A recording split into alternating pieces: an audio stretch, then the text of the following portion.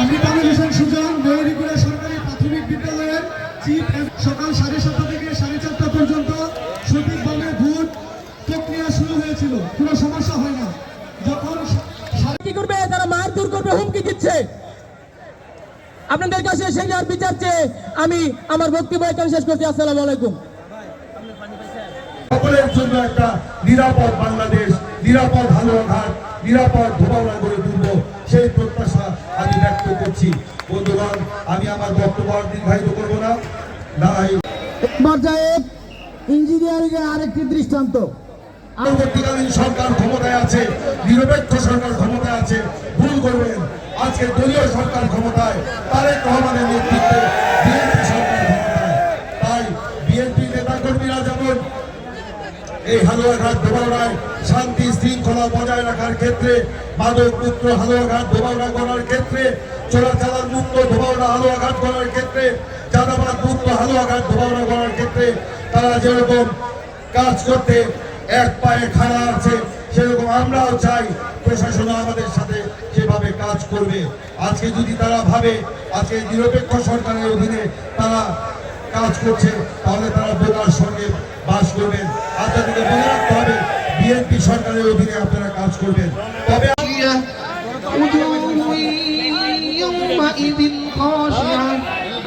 আপনারা মনোবল দৃঢ় রাখবেন, মনোবল অটুট রাখবেন।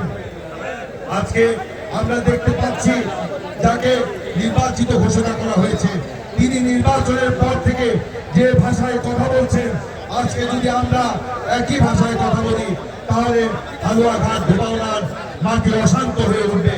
আমি ব্যক্তিগতভাবে চাই না হালুয়াঘাট ধোবাউড়ার মাটি অশান্ত হোক। আমি চাই হালুয়াঘাট ধোবাউড়ায় শান্তির পরিবেশ বজায় থাকুক। সেই জন্য আমি এই পরিবেশকে আর অশান্ত না করে আমরা ধৈর্য ধারণ করছি। তার মানে এই নয় যে উদারতা দুর্বলতা নয়, এটা আপনারা কেউ উদারতাকে দুর্বলতা ভাববেন না। আমি তাই বলবো, আজকে প্রশাসনকে বলবো, যেখানে যেখানে এই নির্বাচনের পর সহিংসতা হয়েছে আপনাদের দ্রুত ব্যবস্থা নিতে হবে। বিভিন্ন জায়গায় কয়েকটি জায়গায় আপনারা ব্যবস্থা নিয়েছেন, সেই জন্য আপনাদেরকে ধন্যবাদ। প্রমাণ দেওয়ার জন্য আমরা আরো একাধিক প্রমাণ পেয়েছি। এই প্রমাণ আমাদের, আমরা প্রশাসনকে বলবো, যারা দাগি সন্ত্রাসী তাদেরকে অবিলম্বে গ্রেপ্তার করতে হবে এবং যারা নিরীহ মানুষ কাউকে আবার এই সুযোগে আপনার হয়রানি করা যাবে না। আজকে আওয়ামী লীগের সবাই যে খারাপ সে কথাও আমি বলবো না, কিন্তু যারা সন্ত্রাসী তারা এই নির্বাচনে স্বতন্ত্রের আবরণে ফিরে এসে বিভিন্ন জায়গায় আস্ফালন শুরু করেছে।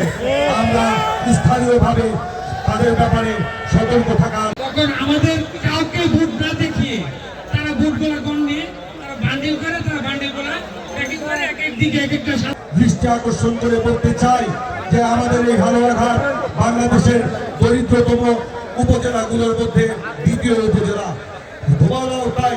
সেই কারণে আমি বলবো এই হালুয়াঘাট এবং ধোবাউড়ায় আপনি ফ্যামিলি কার্ড, কৃষক কার্ড প্রদান করবেন। আমরা হয়তো এই সিটটি ষড়যন্ত্রের কারণে আপনাকে উপহার দিতে পারি নাই, কিন্তু এই দেশের জনগণ তো আমাদের সাথে রয়েছে। এই দেশের জনগণের ভোট নিশ্চয়ই ধানের শীষ পেয়েছে। যদি ধানের শীষ নাই পেত তাহলে প্রতিপক্ষ কিভাবে এই ব্যালট চুরি করে তার ব্যান্ড বান্ডেলে ঢুকিয়ে রাখতো। আজকে আমি বলতে চাই, এই আমি বিশ্বাস করি না প্রশাসন এই সূক্ষ্ম ষড়যন্ত্র বা কারসাজির সাথে জড়িত, এটা আমি বিশ্বাস করতে চাই না। কিন্তু কেউ যদি এর সাথে জড়িত থাকে, এটা যদি প্রমাণিত হয়, কাউকে ছাড় দেওয়া হবে। আমি তাই বলবো, আপনারা মনোবল হারাবেন না, দৃঢ় থাকবেন।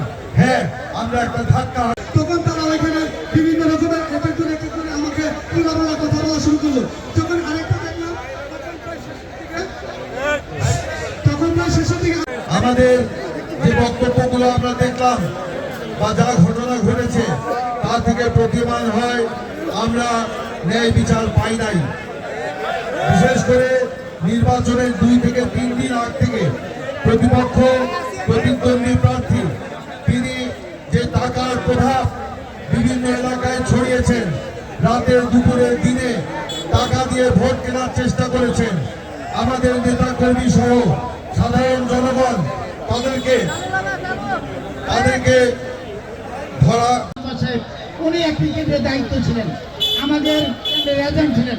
ওনার মুখ থেকে আমরা শুনবো যে নির্বাচনী কেন্দ্রে কিভাবে ভোট গ্রহণ করা হয়েছে, এই বিষয়ে আমরা শুনতে চাই জনাব আবুল হাসিম মেম্বার সাহেব। পুলিং এজেন্ট সে আমাকে বলতেছে আর কোনো সমস্যা নাই, তারা বিভিন্নভাবে আমাকে